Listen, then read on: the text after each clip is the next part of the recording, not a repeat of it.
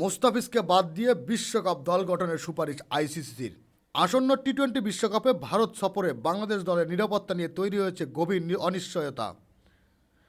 খোদ আইসিসির নিরাপত্তা বিভাগ থেকে বিসিবিকে দেওয়া এক চিঠিতে জানানো হয়েছে, ভারতে বাংলাদেশের জন্য নিরাপত্তা শঙ্কা রয়েছে। তবে এই চিঠিতে উল্লেখিত কারণ নিয়ে শুরু হয়েছে তীব্র বিতর্ক।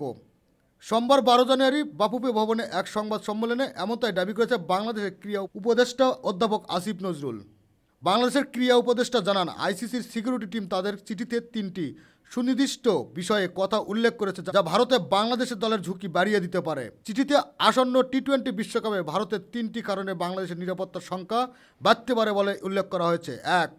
বাংলাদেশ দলের পেসার মুস্তাফিজুর রহমানকে টি-20 বিশ্বকাপের দলে অন্তর্ভুক্ত না করা। 2. বাংলাদেশ দলের জার্সি ও পতাকা নিয়ে দর্শকের চলাফেরায় সতর্ক হওয়া। 3. বাংলাদেশের জাতীয় নির্বাচন যতই ঘনিয়ে আসছে, ভারতে গিয়ে টি-20 বিশ্বকাপ খেলাটা তত ঝুঁকিপূর্ণ। আইসিসির এই বক্তব্য কড়া সমালোচনা করেছেন আসিফ নজরুল। তিনি বলেন, আইসিসি যদি আশা করে আমরা আমাদের সেরা বলারকে বাদ দিয়ে দল গড়ব, সমর্থকরা জার্সি পরতে পারবে না, তবে এর চেয়ে অবাস্তব প্রত্যাশা আর হতে পারে না। এটি অত্যন্ত উদ্ভব ও অযৌক্তিক। তিনি আরও বলেন, ভারতের বর্তমান উগ্র সাম্প্রদায়িক ও বাংলাদেশের বিদ্বেষী পরিবেশের কারণে যেখানে ক্রিকেট খেলা অসম্ভব হয়ে পড়েছে। এদিকে ভারতের সঙ্গে ক্রমবর্ধমান রাজনৈতিক উত্তেজনার প্রেক্ষিতে নিরাপত্তা উদ্বেগের কারণে টি-20 বিশ্বকাপ খেলতে প্রতিবেশী দেশটিতে যেতে অস্বীকৃতি জানিয়েছে বাংলাদেশ।